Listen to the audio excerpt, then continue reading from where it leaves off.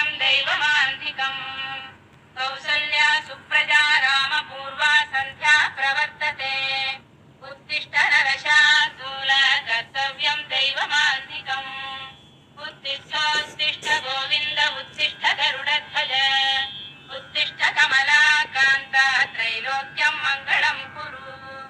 उत्तिष्ठोत्तिष्ठ गोविन्द उत्तिष्ठ गरुडध्वज उत्तिष्ठ कमलाकान्त त्रैलोक्यं मङ्गलं कुरु मातः समस्त जगतां मधुकैटभारे वक्षो विहारिणि मनोहर दिव्यमूर्ते श्रीस्वामिनि श्रुत जनप्रियदानशीले श्रीवेङ्कटेश दयिते तव सुप्रभातम् मातः समस्त जगतां मधुकैटभारे वक्षो विहारिणि मनोहर दिव्यमूर्ते श्रीस्वामिनि श्रुत जनप्रियदानशीले श्रीवेङ्कटेश दयिते तव सुप्रभातम् तव सुप्रभातमरविन्दलोचने भवतु प्रसन्नमुखचन्द्रमण्डले विधिशङ्करेन्द्रवनिताभिरर्चिते वृषशैलनाथदयिते दयानिधे अत्र्यादिसप्तऋषयः समुपास्य सन्ध्याम् आकाशसिन्धुकमलानि मनोहराणि आदाय पादयुगमर्चयितुं प्रपन्नाः शेषाद्रिशेखर विभो तव सुप्रभातम् पञ्चाननाब्जभव षण्मुखवासवाद्याः त्रैविक्रमादिचरितं विबुधास्तु वन्ति आशापतिः पठति वासरशुद्धिमारात् शेषाद्रिशेखर विभो तव सुप्रभातम् ईषत्प्रफुल्ल सरसीरुहरारिकेर पूगद्रुमादिसुमनोहर बालिकानाम् आवाति मन्दमनिलः सह दिव्यगन्धैः शेषाद्रिशेखर विभो तव सुप्रभातम् उन्मील्य नेत्रयुगमुत्तम पञ्जरस्थाः पात्रावशिष्टकदलीफलपायसानि भुक्त्वा सलीलमथकेलिशुकाः पठन्ति शेषाद्रिशेखर विभो तव सुप्रभातम् तन्त्री प्रगर्ष मधुरस्वरया विपञ्च गायत्यनन्दचरितं तव नारदोऽपि भाषा समग्रमसरुत्करचाररम्यम् शेषाद्रिशेखर विभो तव सुप्रभातम् रङ्गावळी च मकरन्दरसानुविद्धजङ्कारगीतनिनदैः सह सेवनाय निर्याद्विपान्तसरसी कमलोदरेभ्यः शेषाद्रिशेखर विभो तव सुप्रभातम् योषा गणेन वरदध्निविमध्यमाने घोषालयेषु दधिमन्थन तीव्रघोषाः रोषात् कलिं विदधते ककुभश्च कुम्भाः शेषाद्रिशेखर विभो तव सुप्रभातम् पद्मेशमित्रशतपत्रगदालिवर्गाः हर्तुं श्रियं कुवलयस्य निजाङ्गलक्ष्म्या भेरीनिनादमिव बिभ्रति तीव्रनादम् शेषाद्रिशेखर विभो तव सुप्रभातम् श्रीमन्नभीष्टवरदाखिललोकबन्धो श्री श्रीनिवास जगदेकदयैकसिन्धो श्रीदेवतागृहभुजान्तर दिव्यमूर्ते श्रीवेङ्कटाचलपते तव सुप्रभातम् श्रीमन्नभीष्टवरदाखिललोकबन्धो श्री श्रीनिवास जगदेकदयैकसिन्धो श्रीदेवतागृहभुजान्तर दिव्यमूर्ते श्रीवेङ्कटाचलपते तव सुप्रभातम् श्रीस्वामि पुष्करिणिकाप्लवनिर्मलाङ्गाः श्रेयोर्थिनोहर विरिञ्च सनन्दनाद्याः स्वाहेव सन्ति वरवेत्र हतोत्तमाङ्गाः श्रीवेङ्कटाचलपते तव सुप्रभातम् श्रीशेषशैलगरुडाचल वेङ्कटाद्रिनारायणाद्रिवृषभाद्रिविषाद्रिमुख्याम् आख्यां त्वदीयवसतेरनिशं वदन्ति श्रीवेङ्कटाचलपते तव सुप्रभातम् सेवापरा शिव सुरेश कृशानुधर्म रक्षोऽम्बुनाथ पवमानधनाधिनाः बद्धाञ्जलि प्रविलसन् निज शीर्षदेशाः श्रीवेङ्कटाचलपते तव सुप्रभातम् आदिषु देवि खगराज मृगाधिराज नागाधिराज सर्वाधिकमर्थयन्ते श्रीवेङ्कटाचलपते तव सुप्रभातम्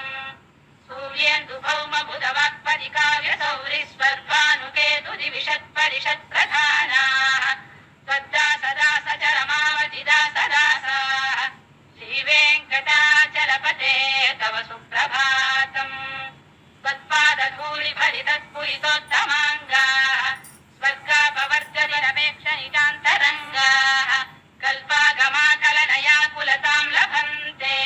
श्रीवेङ्कटाचलपते तव सुप्रभातम् तद्गोपुराग्रशिखराणि निरीक्षमाणाः स्वर्गापवर्गपदवीं परमां श्रयन्तः मर्त्या मनुष्यभुवने मतिमाश्रयन्ते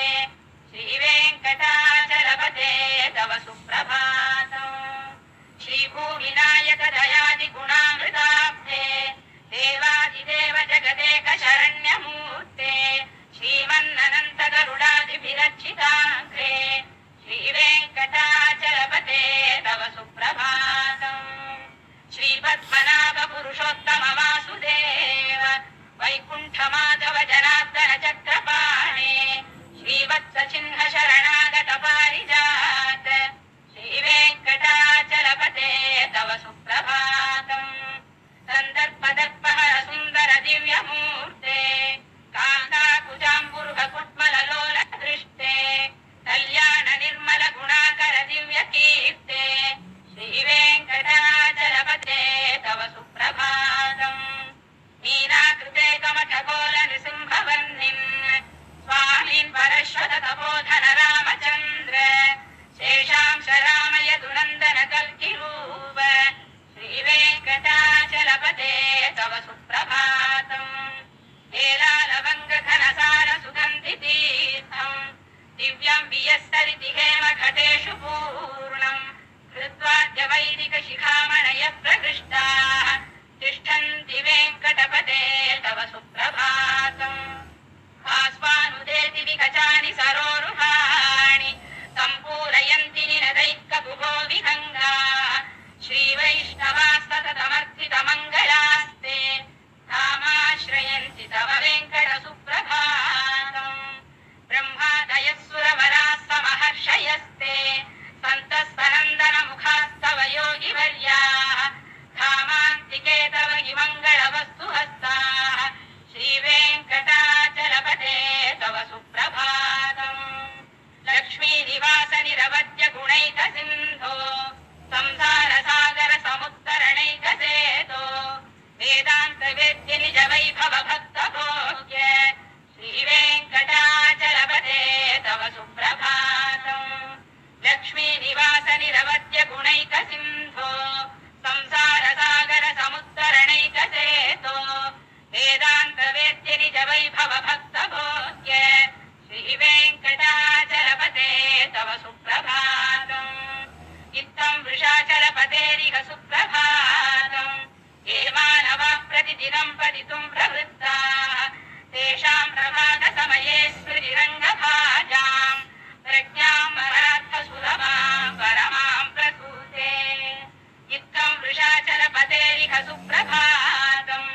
ये मानवाः प्रतिदिनं पठितुं प्रवृत्ताः तेषां प्रभातसमये स्मृतिरङ्गभाजां प्रज्ञां परार्थसुलभां परमां प्रसूते कमलाकुचूचुककुङ्कुमतो नियतारुणितातुलनीलतनो कमलायतलोचनलोकपदे विजयी भव वेङ्कटशैलपते कमलाकुचूचुककुङ्कुमतो नियतारुणितातुलनीलतनो कमलायतलोचनलोकपते विजयी भव वेङ्कटशैलपते सचतुर्मुख षण्मुख पञ्चमुख प्रमुखाखिल दैवतमौलिमणे शरणागतवत्सलसारनिधे परिपालय मां वृषशैलपते अतिवेलतया तव दुर्विषहैरनुवेलकृतैरपराधशतैः हरितं त्वरितं वृषशैलपते परया कृपया परिपाहि हरे अधिवेङ्कटशैलमुदारमतेर्जनदाभिमताधिकदानरता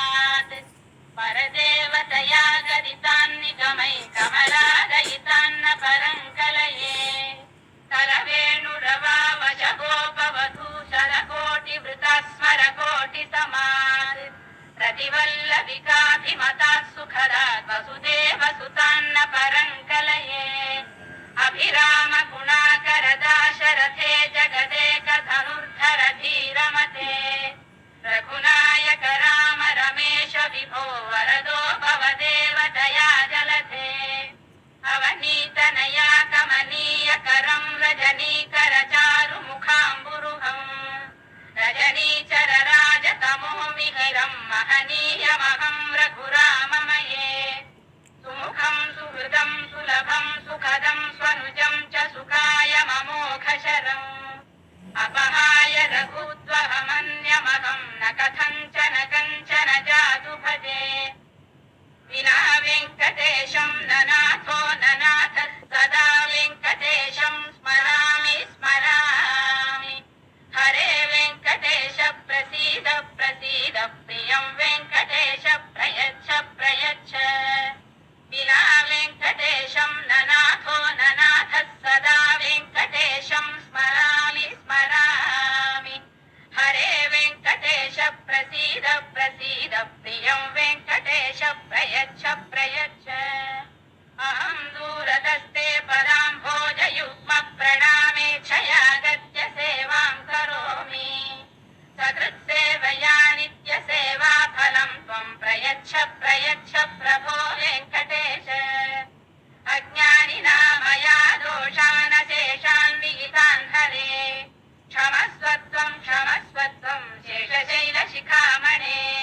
अज्ञानिना मया दोषानशेषान् विहितान् हरे क्षमस्वत्वं शेषशैलशिखामणे ईशानां जगतोऽस्य वेङ्कटपतेर्विष्णोः परां प्रेयसीं तद्वक्षस्थलनित्यवासरसिकां सत्क्षान्तिसंवर्धिनीं पद्मालङ्कृतपाणिपल्लवयुगां पद्मासनस्थां श्रियम् वात्सल्यादिगुणोज्ज्वलां भगवतीं वन्दे जगन्मातरम् ईशानां जगतोऽस्य वेङ्कटपतेर्विष्णोः परां प्रेयसीं तद्वक्षस्थलनित्यवासरसिकां सत्क्षान्तिसंवर्धिनीं पद्मालङ्कृतपाणिपल्लवयुगां पद्मासनस्थां श्रियम् वात्सल्यादिगुणोज्ज्वलां भगवतीं वन्दे जगन्मातरम् श्रीमन्कृपाजलनिधे कृतसर्वलोकसर्वज्ञ शक्तनकवत्सल सर्वशेषिन् स्वामिं सुशीलसुलभाश्रितपारिजात श्रीवेङ्कटेशचरणौ शरणं प्रपद्ये श्रीमन्कृपाजलनिधे कृतसर्वलोकसर्वज्ञ शक्तनकवत्सल सर्वशेषिन् स्वामिं सुशीलसुलभाश्रितपारिजात श्रीवेङ्कटेशचरणौ शरणं प्रपद्ये आनूपुरार्पितसुजात सुगन्धिपुष्पसौरभ्य सौरभकरौ समशन्निवेशौ सौम्यौ सदानुभवनेऽपि नवानुभाव्यौ श्रीवेङ्कटेशचरणौ शरणं प्रपद्ये सद्यो विकासितमुदित्वरसान्द्ररागसौरभ्य निर्भरसरोरुपसाम्यवार्ताम् सम्यक् सुसाहसपदेषु विलेखयन्तौ श्रीवेङ्कटेशचरणौ शरणं प्रपद्ये रेखामयध्वज सुधाकरचातपत्रवज्राङ्कुशाम्बुरुहकल्पकशङ्खचक्रैः भव्यैरलङ्कृततलौ वरतत्त्वचिह्नैः श्रीवेङ्कटेशचरणौ शरणं प्रपद्ये ताम्रोदरद्विधिपराजितपद्मरागौ बाह्यैर्महोभिरविभूतमहेन्द्रनीलौ उद्यन्नकांशुविरुदत्त शशाङ्कभासौ श्रीवेङ्कटेशचरणौ शरणं प्रपद्ये सप्रेमभीतिकमलाकरपल्लवाभ्यां संवाहनेऽपि तव दिक्क्रममादधानौ कान्ताभवाङ्मनसगोचरसौ कुमार्यौ श्रीवेङ्कटेशचरणौ शरणं प्रपद्ये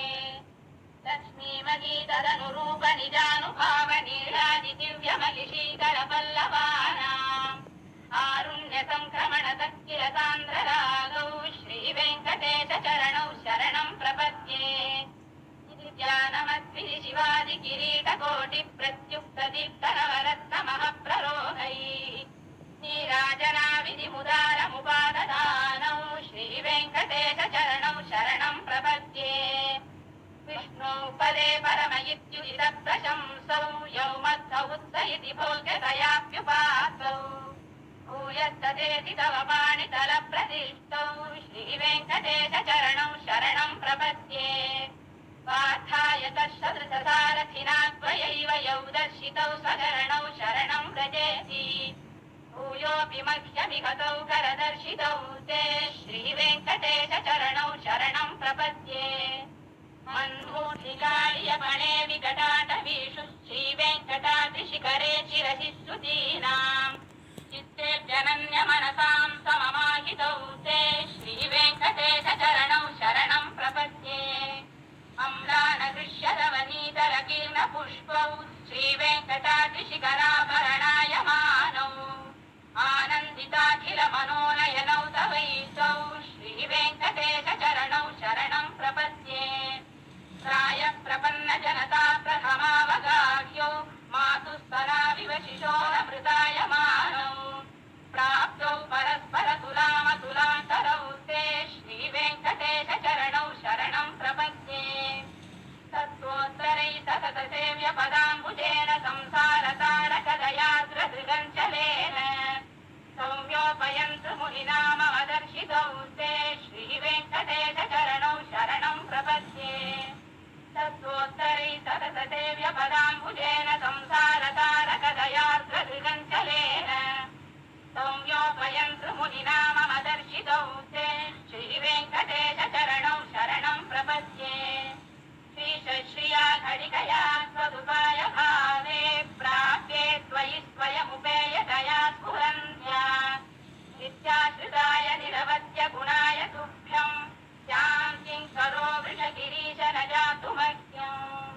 श्रीशश्रिया घटिकया त्वदुपाय भावे प्राप्ये त्वयि स्वयमुपेयतया स्फुरन्त्या नित्याश्रिताय निरवध्य गुणाय तुभ्यं शान्तिं करो वृषगिरीश न जातु मह्यम् श्रियकान्ताय कल्याणनिधये निधयेऽस्तिनाम् श्रीवेङ्कटनिवासाय श्रीनिवासाय मङ्गलम् श्रियकान्ताय कल्याणनिधये निधयेऽस्तिनाम् श्रीवेङ्कटनिवासाय श्रीनिवासाय मङ्गलम् लक्ष्मी सविभ्रमालोकसुप्तु विभ्रमचक्षुषे चक्षुषे सर्वलोकानां वेङ्कटेशाय मङ्गलम् श्रीवेङ्कटाद्रिशृङ्गाग्रमङ्गलाभरणाङ्गये मङ्गलानां निवासाय श्रीनिवासाय मङ्गलम् सर्वावयवसौन्दर्यसम्पदा सर्वचेतसां सदा सम्मोहनायास्तु वेङ्कटेशाय मङ्गलम् नित्याय निरवध्याय सत्यानन्दचिदात्मने सर्वान्तरात्मने श्रीमद्वेङ्कटेशाय मङ्गलम् वदत्सर्वविधे सर्वशक्तये सर्वशेषिणे सुलभाय सुशीलाय वेङ्कटेशाय मङ्गलम् परस्मै ब्रह्मणे पूर्णकामाय परमात्मने प्रयुञ्जे परतत्त्वाय वेङ्कटेशाय मङ्गलम् आकालतत्त्वमश्रान्तमात्मनामनुपश्यताम्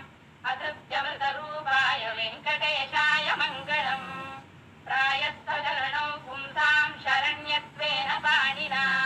कृपयाधिशते श्रीमद्वेङ्कटेशाय मङ्गलम् जयामृततरङ्गिन्याः तरङ्गैरिव शीतलैः अभाङ्गैः सिञ्चते विश्वं वेङ्कटेशाय मङ्गलम् रत्भूषाम्बरहेतीनां सुषमावकमूर्तये सर्वास्तिशमनायास्तु वेङ्कटेशाय मङ्गलम् श्रीवैकुण्ठविरक्ताय स्वामि पुष्करिणीतटे रमया रममाणाय वेङ्कटेशाय मङ्गलम् श्रीवैकुण्ठविरक्ताय स्वामि पुष्करिणीतटे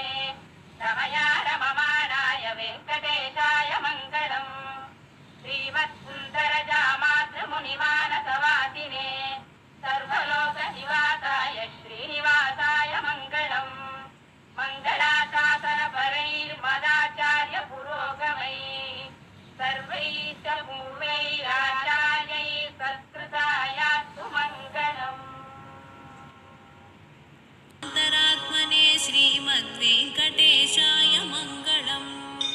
सर्वविदे सर्वशक्तये सर्वशेषिणे सुलभाय सुशीलाय वेङ्कटेशाय मङ्गलम् परस्मै ब्रह्मणे पूर्णकामाय परमात्मने प्रयुञ्जे परतत्त्वाय वेङ्कटेशाय मङ्गलम्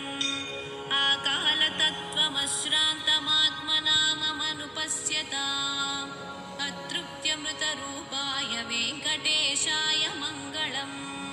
प्रायस्वचरणौ पुंसां शरण्यत्वेन पाणिना कृपया दिशते श्रीमद्वेङ्कटेशाय मङ्गलम् दयामृततरङ्गिण्यास्तरङ्गैरिव शीतलैः अपाङ्गैः सिञ्चते विश्वं वेङ्कटेशाय मङ्गलम्